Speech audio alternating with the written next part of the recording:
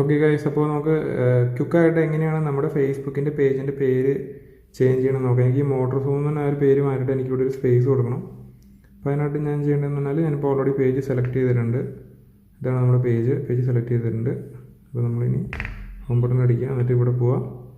എന്നിട്ട് അപ്പോൾ ഈ ഒരു ഓപ്ഷൻ ഓപ്പൺ ആവുമല്ലോ. അപ്പോൾ നമുക്ക് നേരെ താഴേക്ക് വരിക, ഹെൽപ്പ് ആൻഡ് സപ്പോർട്ടിൽ പോയി കഴിഞ്ഞാൽ ഇവിടെ സെറ്റിങ്സ് ആൻഡ് പ്രൈവസി ഇല്ലേ, സെറ്റിങ്സിൽ പോവാം.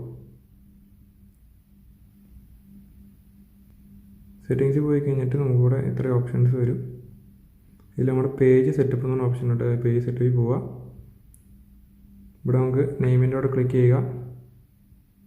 എന്നിട്ട് നമുക്ക് ഇതിപ്പോൾ ഇവിടെ എഡിറ്റ് പേജ് നെയിം എന്ന് പറഞ്ഞ ഓപ്ഷൻ വരും. ഇവിടെ ക്ലിക്ക് ചെയ്യുക. നമുക്ക് എന്തൊക്കെ മാറ്റം വരുത്താമെന്ന് നമ്മൾ ചേഞ്ച് ചെയ്യുക. പേര് മാറ്റിയതിന് ശേഷം നമുക്കിവിടെ റിവ്യൂ ചേഞ്ച് ചെയ്യുന്ന ഓപ്ഷൻ കൊടുക്കുക. ഇപ്പോൾ നമ്മുടെ ആദ്യത്തെ പേരും രണ്ടാമത്തെ ഇപ്പോൾ നമ്മൾ മാറ്റിയിരിക്കുന്ന പേരും കാണിക്കും. കറക്റ്റാണെന്ന് വെരിഫൈ ചെയ്യുക. പുതിയ പേജ് നെയിം. അതിനുശേഷം ഇവിടെ താഴെ സബ്മിറ്റ് ഫോർ അപ്രൂവൽ കൊടുക്കുക. നമ്മുടെ മെയിലിലേക്ക് ഒരു കോഡ് വരും.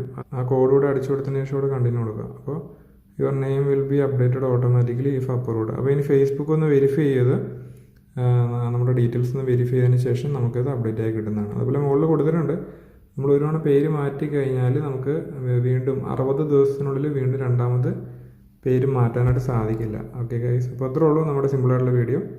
അപ്പോൾ നമുക്ക് മറ്റൊരു വീഡിയോയിൽ കാണാം. അതുവരെ എല്ലാവർക്കും നന്ദി, നമസ്കാരം.